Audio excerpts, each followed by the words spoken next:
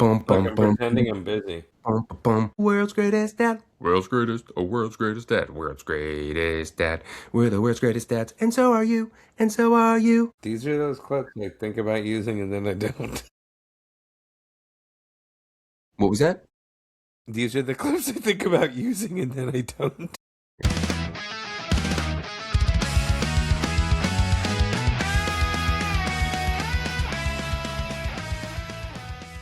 Yeah, well, probably. It's probably for the best. Maybe I should make a compilation of all the theme songs I've done. Yeah, Yeah. that's the thing. Anyways, how are you? You already know. Let's be honest. We've been talking for about 10 minutes before we started this thing up. Ollie. I'm a little frustrated, to be honest. Please, say I'm more. having some thumbnail issues.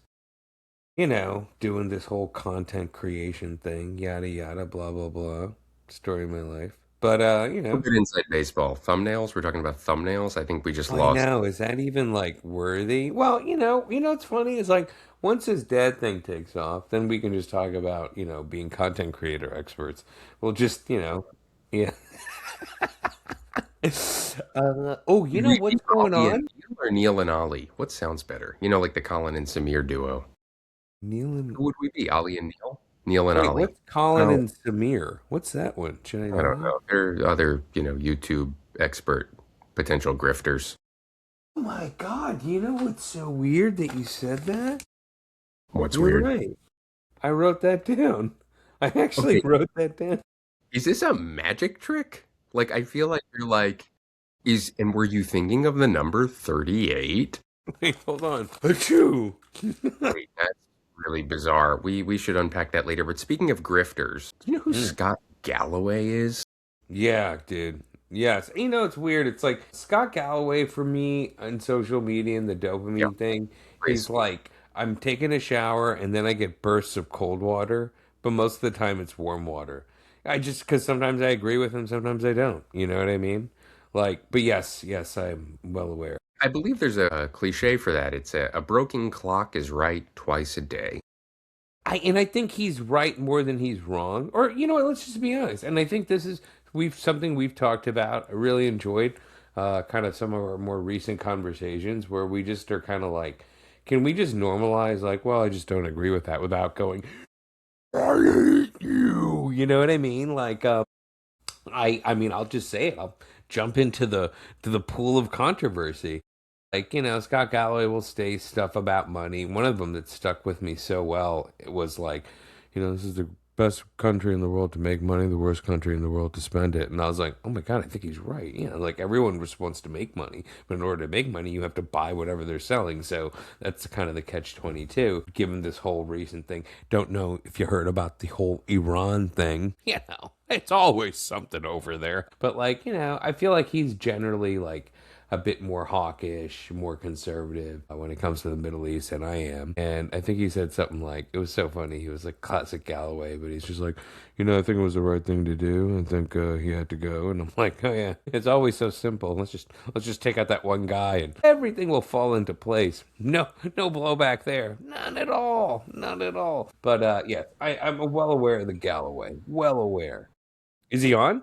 I'm grateful to have him on. Let's bring him into the Zoom room. No, the reason I bring up Scott Galloway is he's going to be our entry into today's episode, today's conversation. He's not physically present, he's not digitally present, but he is present in the stew of conversation about parenting because he made a little comment. He often makes comments. Yeah. I love these guys. They're like the authorities until they're not, and then they get a little blowback. Like I was just I was just blathering. It's like, yeah, that's all you do. Did he get some blowback? I've never No seen him eat his blowback, words. no blowback. So I'm going to show the clip, and then we're going to unpack Cool. it a little bit, and then we're going to talk about the topic. I'm So here we really go. engaged here. Usually I'm just Wow, like wow. off and who knows where I am. I've got you hooked, huh? I've got you hooked. Pins and needles. Well, Jesus. all right. You don't have to oversell it. Okay.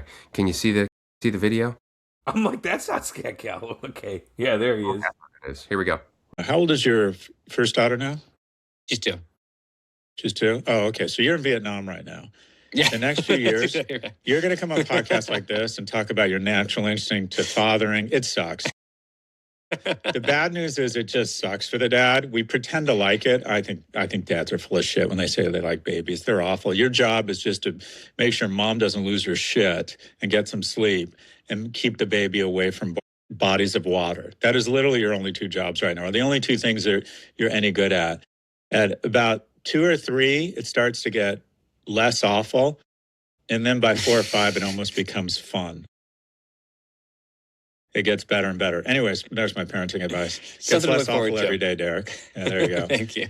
So let's bust into the stuff you actually write about. So he's said other things, which we'll get into. But that's kind of the crux. And so Jessica Gross, who writes for the New York Times, and she one of her beats is the parenting beat and parenting column. She wrote this column. I don't know if I'm going to get the headline right, but it was something like, "Are dads useless for babies?"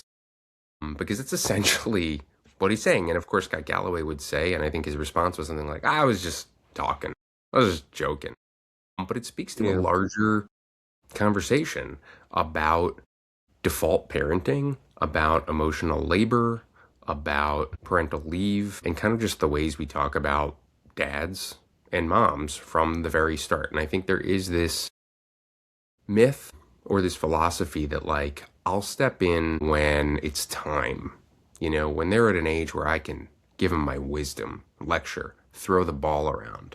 And I think the thing is, if that's how you're entering parenting, you're too late. It's over. Because sure, you can step in then, but you are never going to, you can try to repair the bonds you didn't create in those early years, and many people do, but I think there is an absence there. And I also think, like, it's a self-fulfilling prophecy. If you're the type of person that thinks they are only good to me when they can engage with me in the way that I want, why the fuck did you have kids? You can't- You don't like babies? And we'll get into, like, why, first of all, because Jessica Gross kind of presents why the research, scientific research, shows that's not even true. It's just kind of, again, like a dude with a baseball cap blathering. Sorry, Ollie, I do like cats as well. But I didn't shower. That's why. I was like, you I'll know just what? I hide my can't smell food. you. I can't smell. But yeah, so I'd love your initial thoughts on the clip, and then I'll kind of tell you where we're going with this conversation. Yeah, Galloway got to be Galloway. You know what I mean? I think it's part of the bigger picture that he has. I'll just kind of put his feet to the fire on this. If he did backtrack any of this, there is something fundamental about anybody who basically, without really hearing from that person, goes, "Let me tell you about what you're going through," because whatever I went through pretty much dictates to what everyone's going through.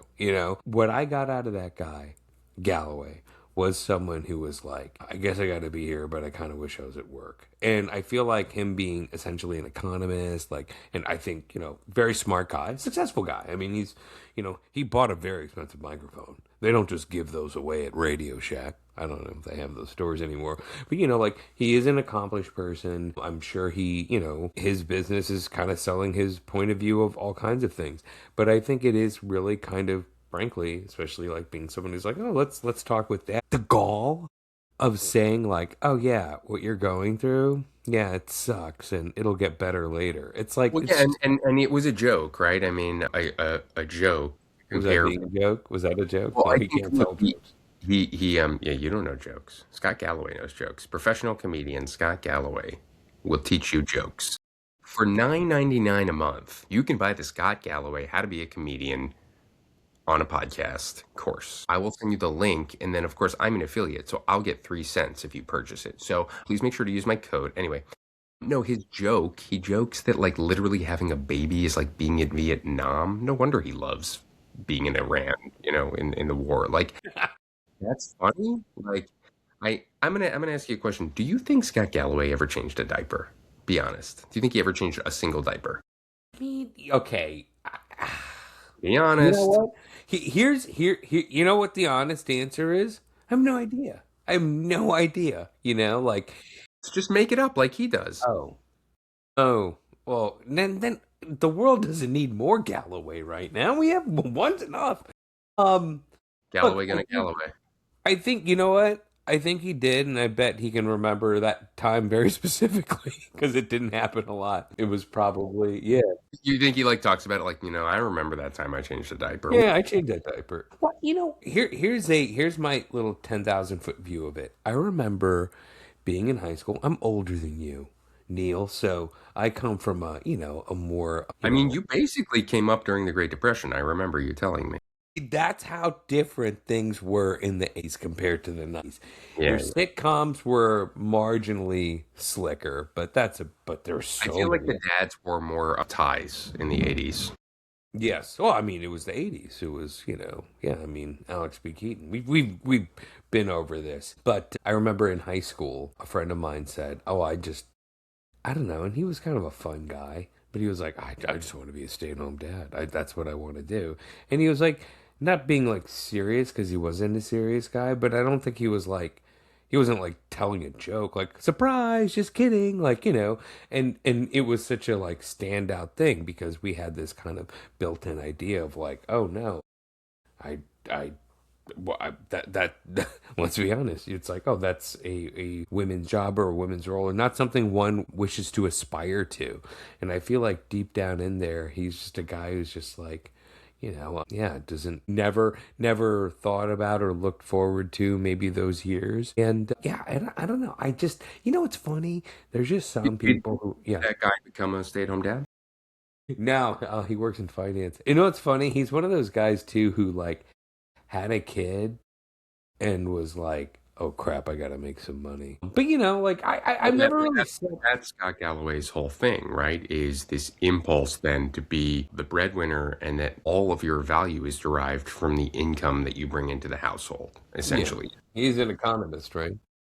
I mean, yeah, but I think like, to be an economist, I mean, it's like being a philosopher, right? Like, or, but you don't, there are different economies that can exist, right? And I think that the only currency, if the only currency for you is money, how sad, I imagine he has a decent relationship with his kids because he gives them money. And so the value is, exactly as the family economy, the Galloway home set up, right? I give you money.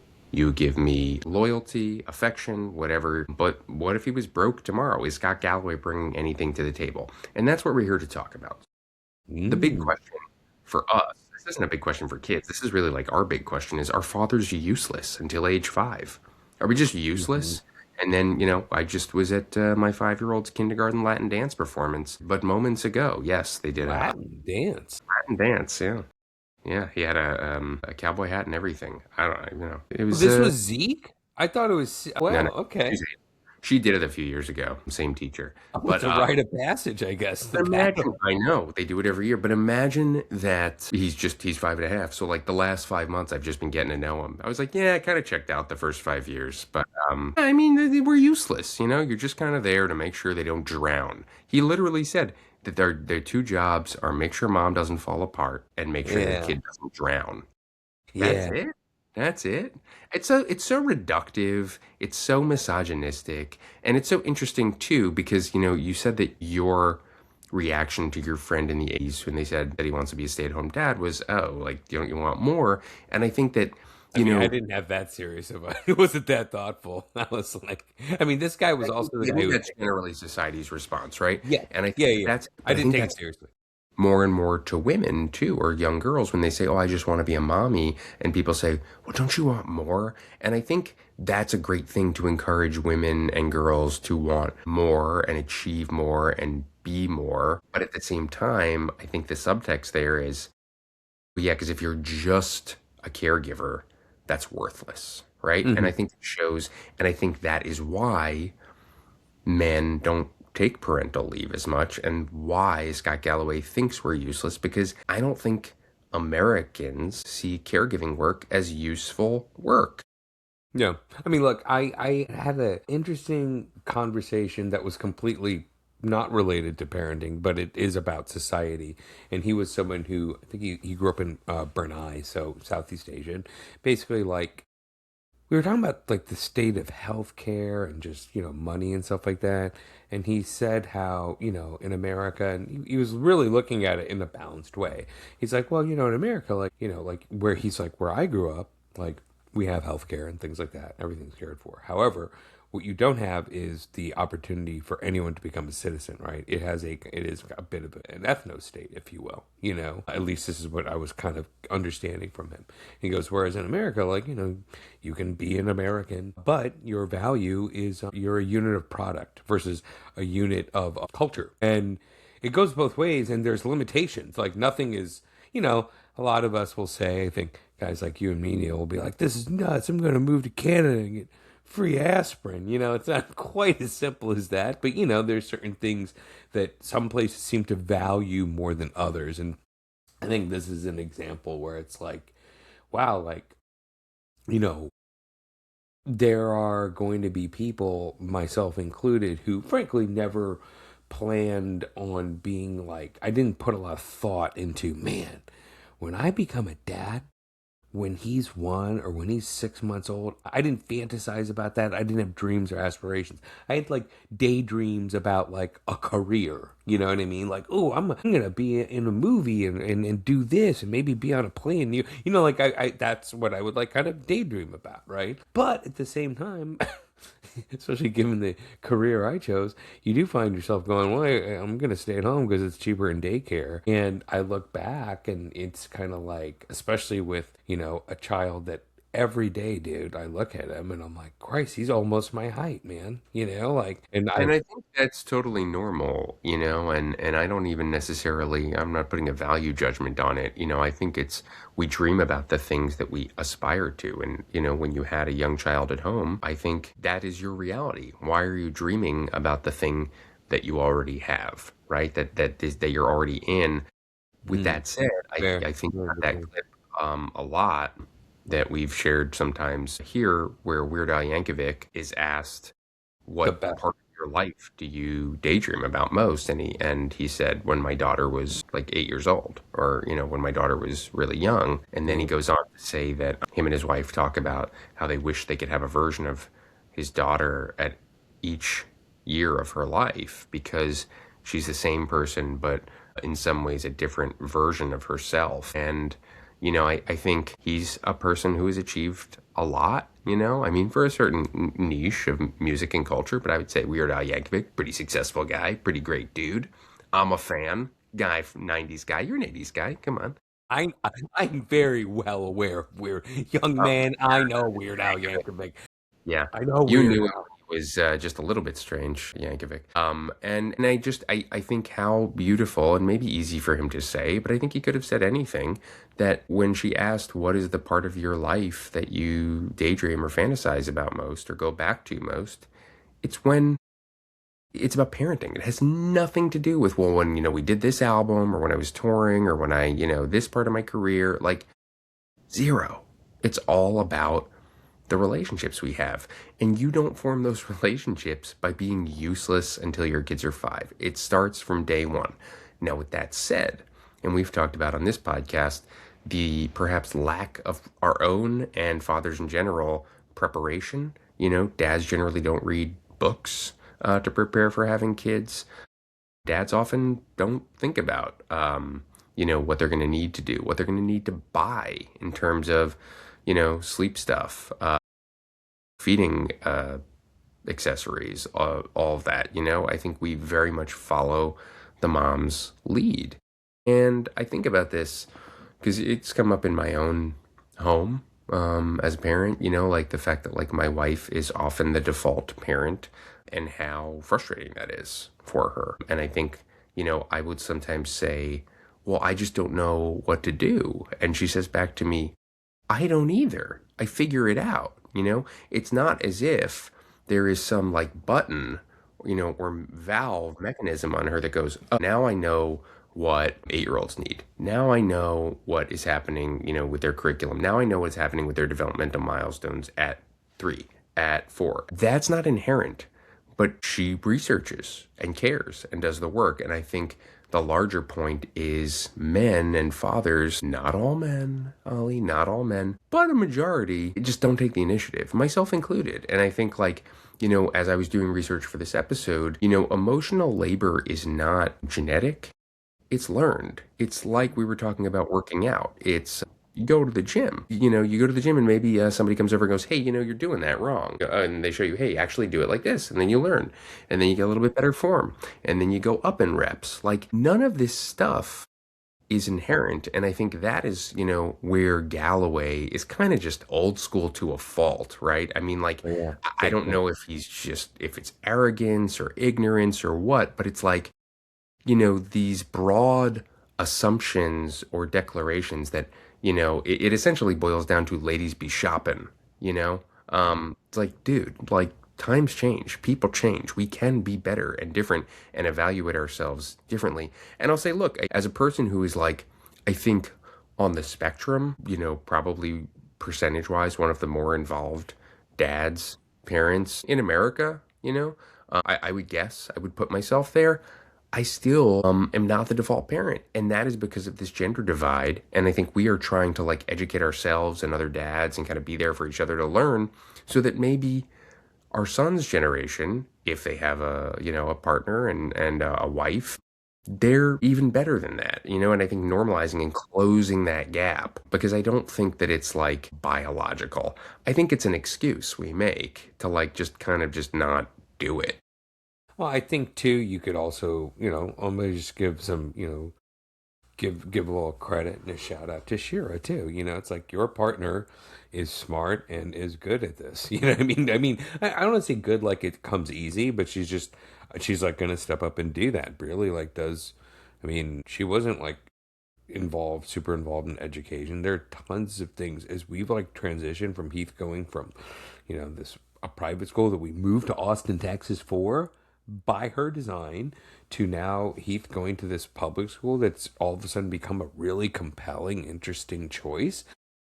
A lot of that was, her positioning herself to, changing even her professional direct trajectory, and that's a reflection of who our partners are. And I will now go back to art because life is great, but art's good too. And I really want to tell you, Neil, Briley and I have been watching The Pit, and the last episode we saw was a father and his daughter, and the daughter was basically like she had not had her first menstruation cycle, and there was a whole medical thing there, and then it was revealed that the mom had died, and so he was like, yeah, I'm just trying to do the best I can. And the thing is like we are who we are, like we try our best. And, like I think you and I are both fortunate that we have partners that are like, not because they're women, but because they're smart people and who just, you know what, you picked one, you know what I mean? You picked one that was like, when it's time, she steps up. Sweet. You know what I mean? I'm in the same boat with you. And I think, yeah, that's not about gender. That's about that person. And I think when we go back to Galloway, it kind of comes down to this, like, you had some missed opportunities there. You know what I mean? To sit there and say, oh yeah, this doesn't matter. I'm like, actually it could have. And you don't have to seize that, but other people can. And I think Yeah. all Well, and I'll say too, look, I think it's also, we can use it as a learning moment for how not to be. I think, I personally always hated when we had one kid and people had two and said, well, you'll see when you have two. I hate that. Like, well, you'll see, if someone's seeking advice, I love, we have a whole freaking podcast about this. I love talking about my kids, my point of view on parenting, being a dad, all that. But this, like, oh, well, here's where you're at right now and here's where you're going. It's like, it is so, again, just reductive and all knowing. It's very Bill Maher-esque, and I think they're like of a you certain know generation. what? Mar vibes. We can just Super wrap it Maher. up. We have the bow. We have the bow. I Well, mean, we because, have a because bow. the problem with Bill Maher, again, it's like, it's not as if like every single thing that comes out of his mouth is idiotic. Again, broken clocks are right twice a day.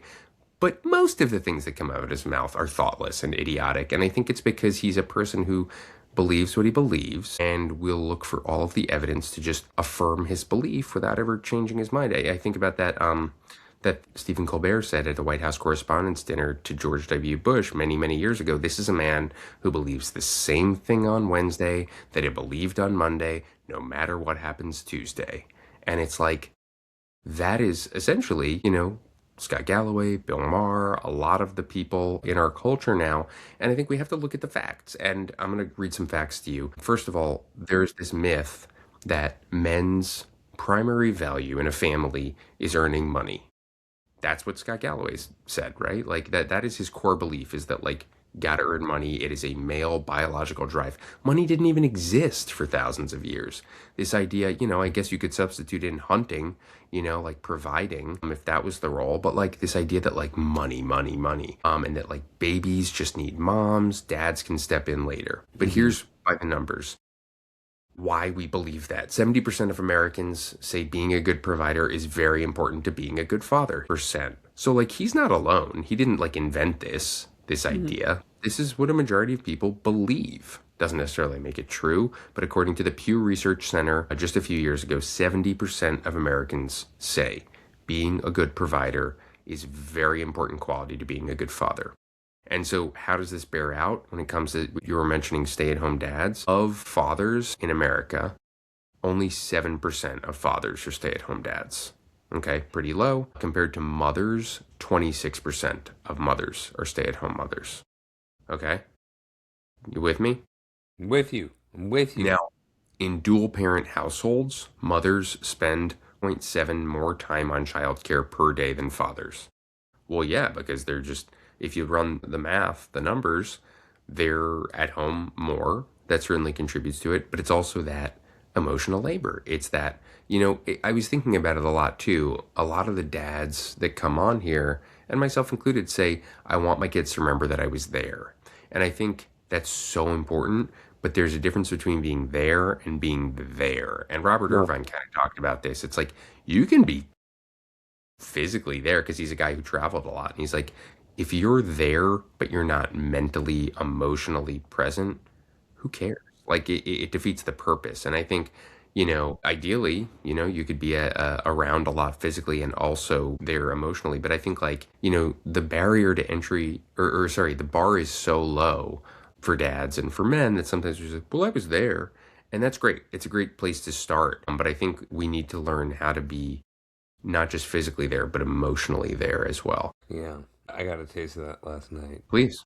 Yeah, I was supposed to. Well, I mean, it's hard, like I take heed to these volleyball practices, and, a lot of the parents, probably all of them, are sitting there watching it. I was at a Subway taking pictures of the exterior and redoing a thumbnail because this is part of what I do. And, I went to go get him, and everyone was leaving, and you could tell I wasn't there.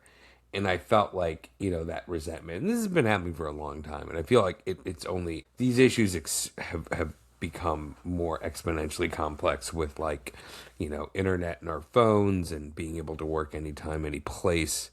I find the catch-22 of literally working on world's greatest dad content when I'm supposed to be a dad, you know what I mean? And actually be present. And it is, I say all this to say that is, I am physically there a lot, but I'm not there. And I almost think part of it is just kind of like creating the contract of like, hey, just so you know, I have to do this or that. And so we're on the same page because you can kind of fake it. You know what I mean? You can be there and fake being there, That's something I struggle with. So, yeah, it hurts. It hits home. It's crazy. So listen to this. Yeah. Parental leave. I want to talk about parental leave too. 50% of U.S. fathers take any paid leave after their child is born. 50%. Sounds pretty good, right? Half of men take parental leave. Among fathers who take leave, the median duration is about 2 weeks or less. I mean, you think, oh, they took some leave. I think it's well established. It's common knowledge at this point that America's parental leave is piss poor, I guess is a kind way to say it. Abysmal, maybe the more honest way to say it. The US is one of 6 countries globally with no national paid parental leave. That's nuts for an economic superpower that we are.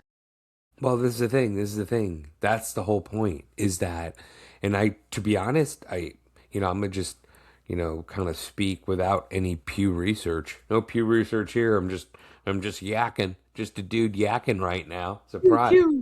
Yeah, but like, like in the typical corporate American workplace, shoot, almost in workplace in general, when does it ever really chill? It's freaking dog eat dog. And even for women too, I think like to a degree, there are going to be some people who say, I never had, quote, time to have kids because I was so, quote, career focused. Because one person will see like, oh, they couldn't stay for that extra meeting, boss. I'm here. I'm willing. Someone will just, and I think it's about what we value and what becomes more of a priority, and I think it's sad. I think it's sad that maybe some of those guys who do the 2 weeker do it out of fear. That, oh, dude, I'm not. I mean, maybe I won't get fired, but I won't get promoted. I think there And is. I think that's absolutely right. I think even in these big companies where parental leave is offered, oftentimes it's seen as like these places that offer like unlimited vacation. Oh, it's unlimited vacation. And then people end up taking less days than when it's just mandated, like you get your 18 days, it's use it or lose it because people think, I want to look like I'm just always on vacation. And so they kind of get you. It's this illusion of That's what I'm saying, freedom. dude. I think there is a societal. Again, you brought it up in the big picture. It was like, oh, America, we have this great economy. Why do we have this? Why, well, how does this all work exactly? It's because of this Because of nonstop worker drive. exploitation and inequality. And honestly, like, what do we really value? Money. You're here to make as much money as possible. And bringing it back to Scott Galloway. So he says, not necessarily in that clip, but on his podcast, he's made assertions like dads are mostly a waste of time or space for the first few months. I guess he has questioned mandatory paternity leave. He says that it's abused. There is no evidence that paternity leave is abused systematically in America. He says that he doesn't think men belong in the delivery room. And as you heard in that clip, he says that babies are awful and dads pretend to like them. So again, I want to highlight Jessica Gross from the New York Times. The headline, by the way, it was, "This masculinity influencer is loud and wrong about paternity leave." So I think she just really nails it there. But, he's not fringe. Like, he's a Right. very mainstream Good point. centrist, I Yeah. guess, thinker. That hence is the problem with our ideology, okay? Because we have to begrudgingly accept that he is centrist, given Yeah, the spectrum yeah. we're in.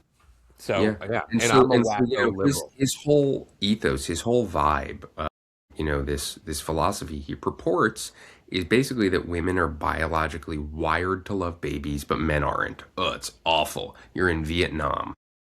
And people believe this. People believe this, right? Again, it's ladies be shopping. It's essentially just, this old school 1950s Pleasantville view. And he thinks he's like somehow different because he's wearing a baseball cap and he's like a Silicon Valley guy who's made millions of dollars. And so, like, but I'm different. But he's really not. He's just like kind of putting a different shell on a really old school philosophy. So people believe, like Scott Galloway, that women experience this dramatic hormonal shift that makes them like better caregivers or more interested in babies, but it's not true. So here's the research, and this is from Darby Saxby, USC psychologist and the author of Dad Brain. Brain imaging shows structural changes in new fathers as well. The modeling in regions of the brain are tied to empathy, nurturing, threat detection. Men experience hormonal shifts after their child is born. Their testosterone often decreases as they become more involved fathers. And their oxytocin, that's the stuff that makes you feel good, increases as they become caregivers. So, it kind of does associate with this whole like alpha male, testosterone laden, steroid injecting vibe, Stallone-esque, like we don't change diapers, we protect our family with guns and bunkers and survive on the land. And the reality is, they're not wrong in the sense that like the research shows men who become caregivers have less testosterone. But I guess where I would challenge our understanding around that is like maybe that's not a bad thing. Like I don't care. It's funny. It's like a lot of times people will compliment me on my very full head of hair. It is graying, but I'm not a bald man. I am not my hair is not thinning. And you know what I say to them? I say, well, if they're a bald guy, I say, yeah, you have more testosterone than me. It's true. I am not the most having more hair means I actually paradoxically have less testosterone. And yet, this is, Seriously? yeah, and this is the more desirable thing. All these men are going to Turkey to get hair transplants. So, yeah, you're more of an alpha than me. But I guess the thing that I would say is, Wow. That is a who gives a shit? I don't care. And it took me 40 years to get to this place because I think I used to yeah. be very insulted to be called a beta. And you know what my theory is now? Beta's more evolved. Think about it. Alpha comes first. Alpha's a fucking mess. You know, it's all over the place. It's broken. There's bugs. You have to fix it. And then you go into beta mode. And then what comes I after see. gamma? That's cool. Gamma is when you launch. So maybe the next generation will be gammas and they'll be like really even more evolved than us. I'm happy to be a beta. I love being a beta. It means I'm You like know, not a I shit. feel like that's kind of at least a thing that you and I have found almost by virtue of not being preoccupied with what was once our primary career trajectory, right? Yeah. Which is like, oh, but we're dads too, and that's kind of rad, isn't it?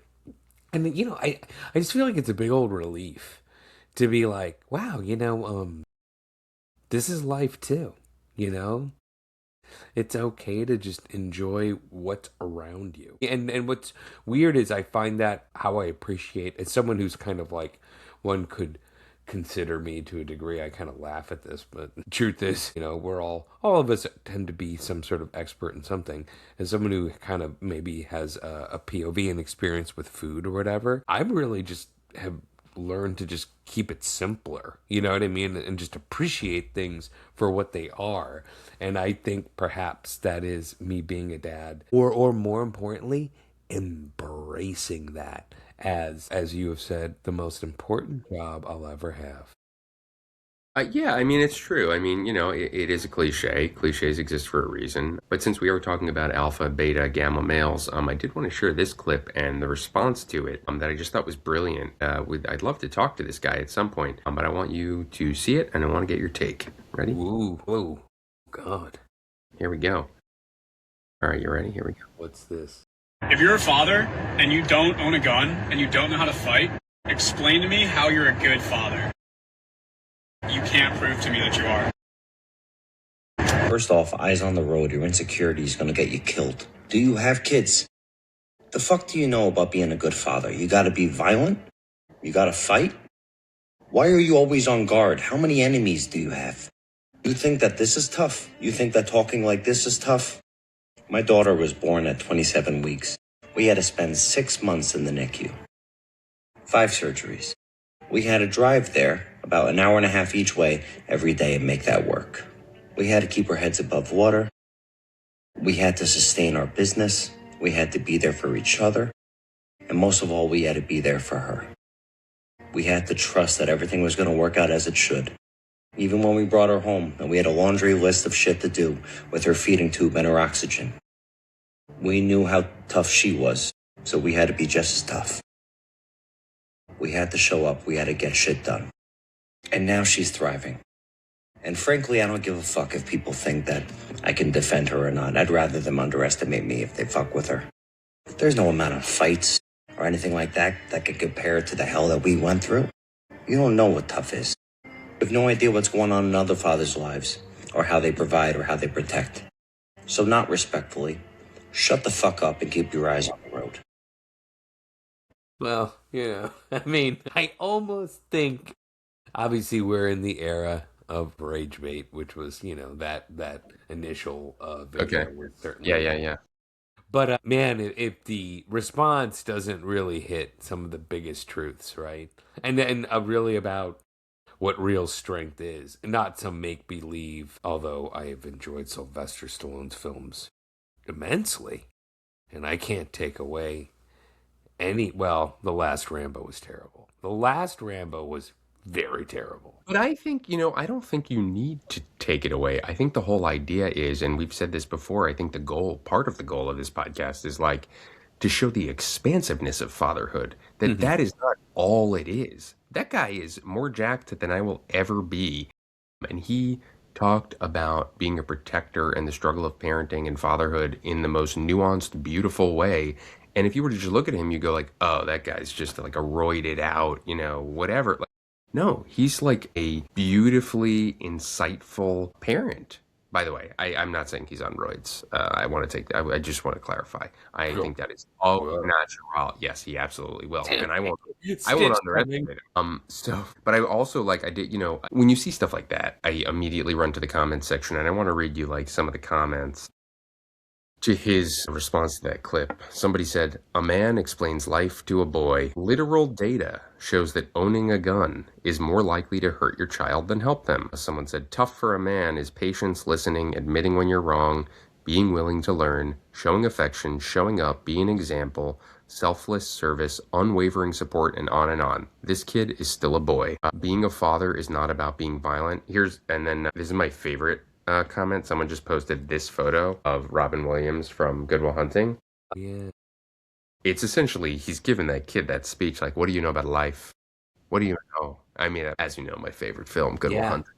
Yeah. And then, yeah, he's like, what do you think you know about being a man? You know nothing. You know nothing of being a man. The manosphere doesn't even understand what true strength is, only just cartoonish displays. This is a good one. Somebody said, is the gun going to raise my kid? I mean, I step back from all of this stuff and at least kind of offer like what's something actually valuable from this whole rage bait stuff. And I frankly think about my own, inadequacies as my perceived role as a father, right? Admittedly, I'm just like, God, I wish I was like pulling in money like I did before and like had a career that like I think my kid could kind of recognize. Like I've heard him say like, oh yeah, he used to have a show. But I also know to a degree that that is just a small thing that probably occupies my mind more than his. And obviously, years from now, it'll be the other things you remember. And I'll bring it back to the pit when they had to pull the dad was passing away, and the kids were there, kind of essentially mourning him while he was passing away. In the end of the day, it's like whatever you know profession your parents have, is that what you think about when they go? You know what I mean? Or do you think about the memories and the time you For have sure. with them? Uh, Yeah, that's a great point. And I will say counterpoint, not to like make you feel better. Like if you were in season 16 of Cheap Eats, Heath might have like a couple more pairs of Nikes, but you wouldn't even be at those volleyball practices to dip out. You're just not. You're on the road. I mean, that's the reality. And is there some kind of middle ground? Maybe. I think we're all trying to figure that out. We have not figured that out. We've talked before about how, like, in some ways, despite the thousands and thousands of deaths that happened over COVID, the blessings in disguise, the silver linings were the reprioritization of being home, being present. And I think it completely transformed work life, at least for the computer class, the people mhm. who work from laptops. Not this stuff that you have to be in person, service workers, sanitation workers, teachers, nurses, doctors, etc. Got to be there. But for people like us, senders of emails, we can be very, very, very, very present. And I think I remember when my daughter was just born, like sneaking out of the office, like, oh, I don't want my boss to see me. And the thought of that is just so absurd now. Mhm. Mhm. It's performative, I think a lot of people, we talk a lot about like performative life online, performative parenting, performative relationships, performative wokeness, performative conservative, like this idea of like all the world's a stage. Like we were fucking performing at work that like, I want to be here all day till 6 o'clock. It's just like, it's absurd. It's absurd and it's obscene. And work won't love you back, baby. It won't. But your kid, if you show up and you Yeah. listen, they can love you back. And I think that we know that that's what's important in life. It's like not some big, I'm not telling you something you don't know, but I think like anything else, still got to get those reps in. It's still worth hearing. Work won't love you back, but your kids Yeah. will. Yeah. It's so weird. God, there's just does it ever get easier, Neil? Will we ever figure this thing out? What will make us? You know what? I have a very good idea. You know what? Right now, I'll say this: I'm at a state where I'm a little light on the cash, but I'm rich in love right now. I am. I feel like yeah. I don't know. It's weird. Like Yeah. Well, and I maybe think, that's what it is. Matt Bearden said so eloquently when his son asked, like, what's the point? And he was kind of having this, like, existential struggle. I believe Matt Bearden said to him, the point is that you never stop trying to look for what the point is. I mean, God, like, if that's not, like, the most heady, wise thing you can hear. And that's the other thing I love about doing this show is, not just, like, highlighting social issues and talking about our own experiences, but, like, literally getting to hear from other dads, stuff like that. Like, it is a community, a club that we're in, and I don't think it's a zero-sum game. I kind of think, like, we're all in this together, You heard that thing that's going around, like, everybody wants a village, no one wants to be a villager, like this idea. Oh, no. Back in the day, we used to raise children together in communities, you would be with cousins and aunts and uncles and grandparents and extended family, and just this giant village would help raise your children. And now we're so individualistic as a result of 50 to 70 years of I guess post World War II all the way through like Reaganomics to just what America is today. We are just solo, and there is so much loneliness, and I think it's helpful to lean on each other, and moms do a good job of this. There is a better infrastructure for community of moms. Dads don't really have it. There is this stoicism. As a result, 80% of the suicides in, I think, the U.S., I don't know if it's the U.S. or the world, I should fact check that, are men, So, like, you want to say I have less testosterone? Probably true, but hopefully my health outcomes are better, just like the health outcomes emotionally, physiologically, psychologically, and physically for kids who have fathers who are engaged, take parental leave, and do more caregiving than the average male, have healthier kids. And so, suck on that, Scott Galloway. Yeah, I mean, It's a fact. Yeah. That's a fact. There are better health outcomes for and human beings whose fathers take longer parental leave and are more engaged. So this whole idea of like kids are useless till they're 5, dads are useless till they're 5, shut the fuck up, Scott Galloway.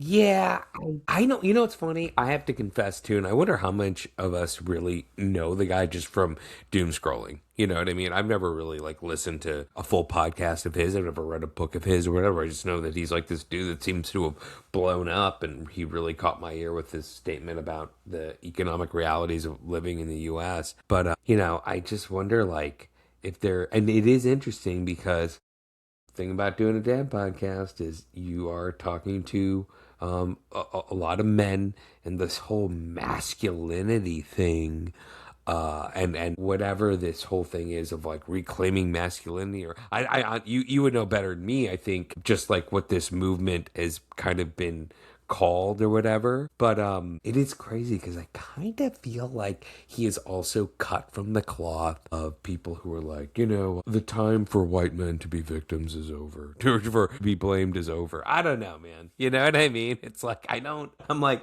dude, are you like no tissue box for you, pal? Right? Because I think there's a difference between accountability and canceling, right? Like, I personally don't believe anyone is getting canceled. I think the capitalist market that he believes in and loves is just working as it works. Like, you say thing, you do thing, company sees you as liability, company pulls deal.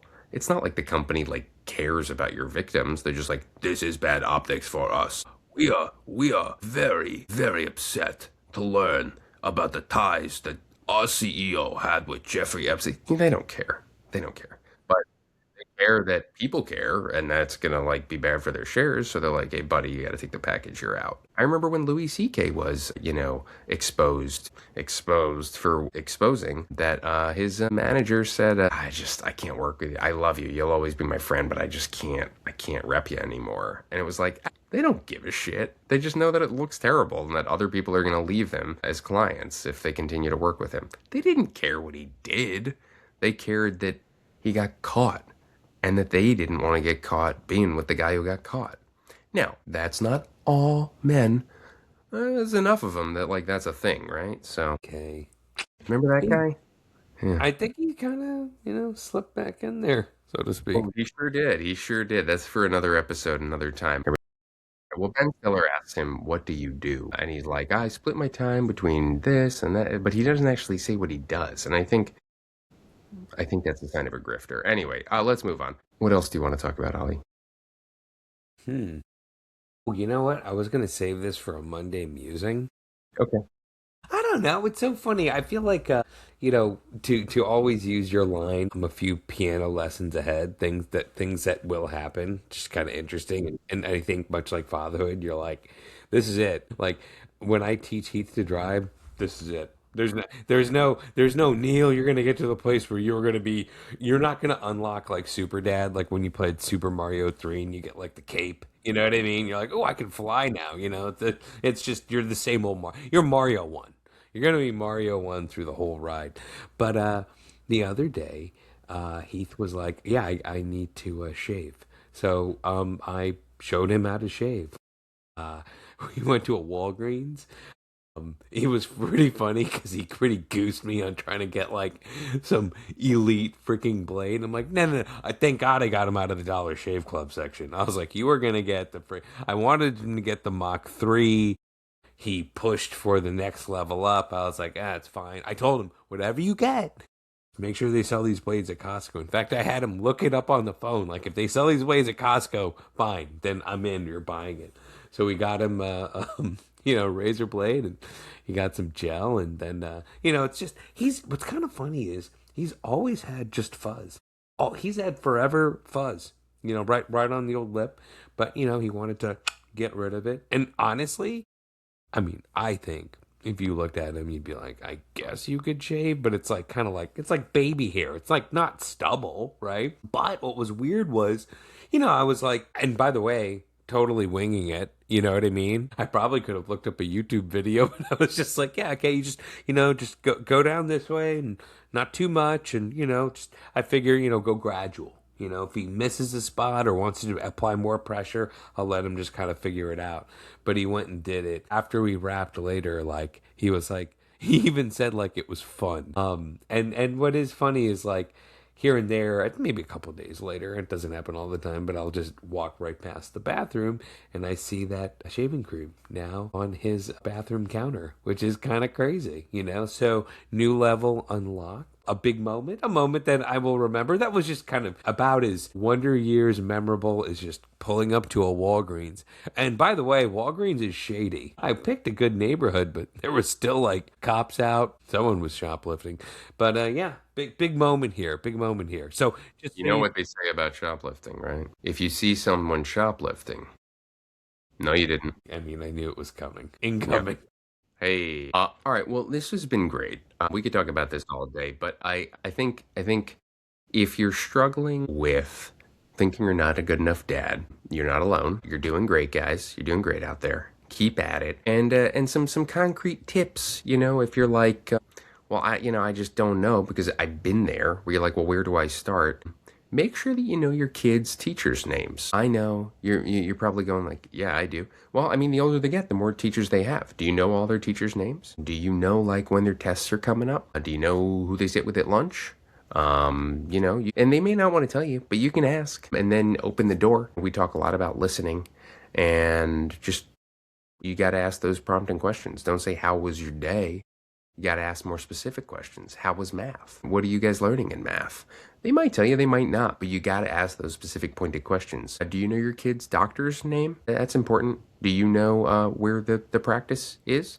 Do you know who the emergency contact is? Do you know who their best friend is right now? Do you know their best friend's parents? Like, these are the things that if you want to be a better dad, if you want to be a world's greatest dad, which, by the way, is not like a real thing. It's just a thing we invented. It's a path which we're always climbing. It's infinity. We are approaching it always, but never really reach those heights. You got to know these things and work on knowing these things, and we'll do the same. And by the way, if you have other tips, things that dads should know, write us. Just DM us. We don't have like an email. Oh, we do. worldsgreatestdadpod@gmail.com. Should we start giving that out?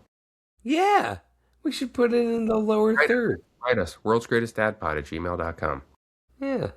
Huh? How about Yeah. that? And we'll see you next time. And now I have to edit out that clip snafu, and which super annoying because usually we just print. This would never happen on Scott Galloway's podcast. Absolutely, but no, because he's very rich and he has producers. It's true. I've heard him say that. He probably doesn't even turn on the computer. He has someone else do that. You know that sound it makes when it turns on? It's like a going. Yeah, I don't know. Your computer didn't sound like that. That's its own thing. All right, I'll talk to you later. Man, taking me back.